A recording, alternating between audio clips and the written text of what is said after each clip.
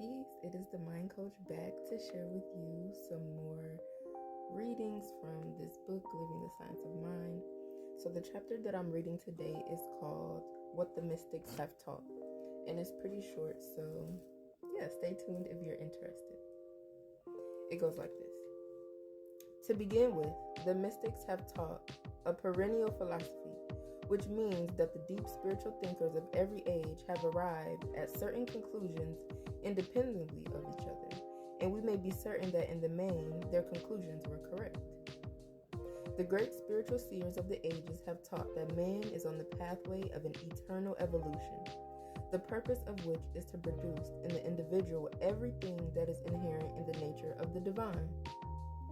To feel back to this fundamental unity, to commune with it, to experience the beneficence of its presence, recognized and understood, is what is meant by mysticism.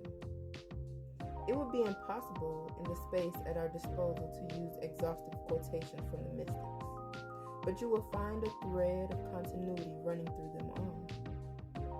You will discover that they all arrive at approximately the same conclusions. It is worthy of note that, through all their teachings, evil as a thing in itself disappears and becomes lack of the knowledge of the truth. The theological concept of hell, the morbid teachings of the afterlife are missing from the teachings of the inspired because they knew that we all are in the process of evolution, and that finally everyone will arrive at the same place, for God is incarnate in all. It is necessary for a student of the science of mind to understand this, for while we are often surrounded by negative conditions which most certainly seem evil, evil is never a thing in itself. Therefore, the mystics have taught that good finally must triumph over evil, even though it appears as though there were a struggle between the powers of light and darkness. In the Bibles of the world and many other sources, one persistent purpose, teaching, and conclusion runs through them all. The universe is a spiritual system, and we are some part of it. God is right where we are and is discovered at the center of our own being. Turning from everything that denies this and quietly contemplating the perfection of the inner man, who is an incarnation of God, we meet the great reality in the only place we shall ever discover it, within our own hearts and souls and minds.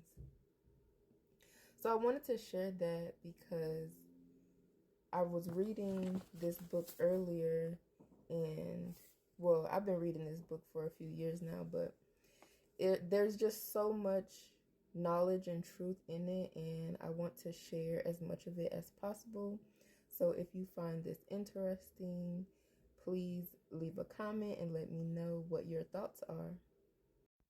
In conclusion, the mystics have taught us that no matter what religion you practice, what spiritual practices you use, the truth is unity and oneness, and everyone will eventually return home to the truth, no matter what religion or spiritual practices that you believe in or that you do.